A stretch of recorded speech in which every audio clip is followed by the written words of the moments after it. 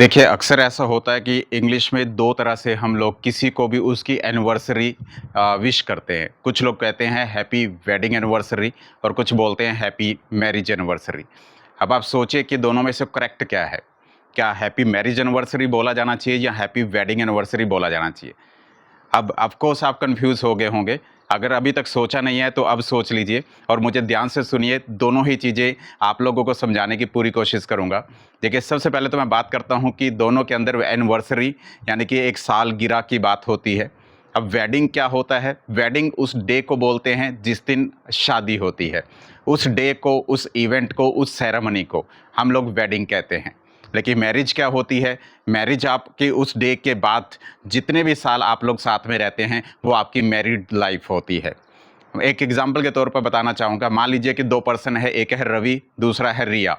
दोनों की शादी मान लेते हैं कि 8 जून 2016 में हुई। अब आज 8 जून 2026 है। अब आप उन्हें कैसे विश करेंगे? क्या आप उन्हें हैप्पी वेडिंग एनिवर्सरी बोलेंगे या हैप्पी मैरिज एनिवर्सरी बोलेंगे?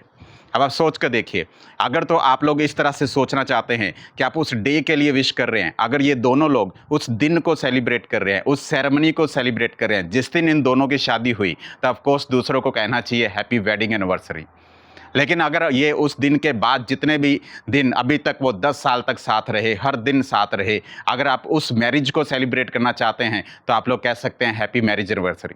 टेक्निकली दोनों के अंदर कोई डिफरेंस नहीं है, लॉजिकली डिफरेंस ज़रूर था, इस वजह से मैंने आपको समझाया। मोस्ट लॉजिकली यही रहेगा कि आप लोग यही बोला करें हैप्पी वेडिंग एनिवर्सरी, क्योंकि आपको करेक्ट नॉलेज देना मेरा काम है और आप लोग करेक्ट नॉलेज के साथ ही आगे बढ़िए और हैप्पी वेडिंग एनिवर्सरी का ज़्यादा यूज़ करें। मैरिज एनिवर्सरी कहना गलत तो नहीं है, लेकिन दोनों के अंदर लॉजिकली थोड़ा सा डिफरेंस है जो आपको समझ में आ गया होगा। Thank you very much, all the best, जय माता दी।